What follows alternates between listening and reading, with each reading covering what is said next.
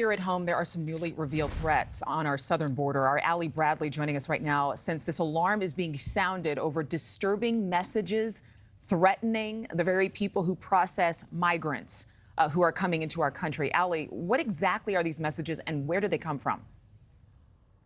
Yeah, Adrienne. So right now we're still working to get some more details, pretty limited right now, but these messages were actually going viral and CBP intercepted them and actually sent out an alert to Border Patrol telling them to be on high alert and to make sure that they have their body armor and their long rifles with them as well, because these messages were actually soliciting Border Patrol information like their addresses for money. They were also asking for the addresses of their relatives, even going as far as saying that this individual would post whatever videos of torture of these agents that they actually would obtain. So really dark stuff here that these agents are dealing with. And of course, this comes as there are heightened concerns along our southern border as well. Of course, with the attacks in Israel and the threat of Hezbollah in North Israel potentially being a threat for them as well. We're looking into who are the people that are crossing our southern border right now and what are their intentions.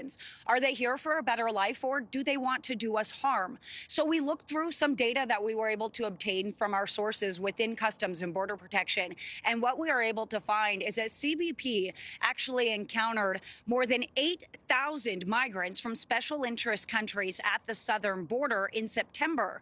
That's actually up more than 1,000 from the month prior.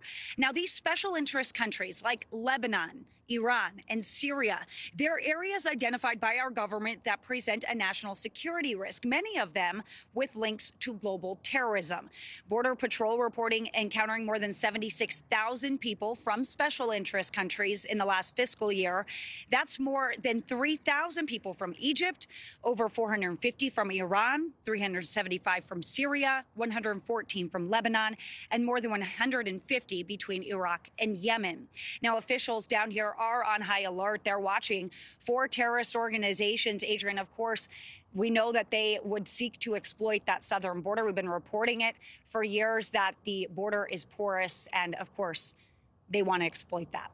Allie, real quick question for you. So are you saying that these messages that have been uncovered are somehow linked to potential terror groups that could be compared to Hamas?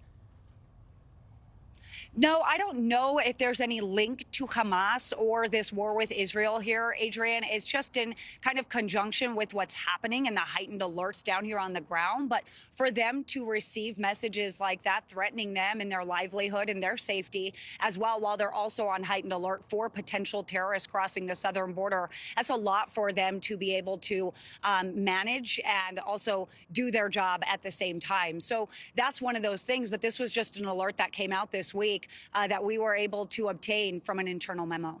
Thank you for watching. Go to newsnationnow.com to find NewsNation on your television provider. And don't forget to click the red subscribe button below to get more of NewsNation's fact-driven, unbiased coverage.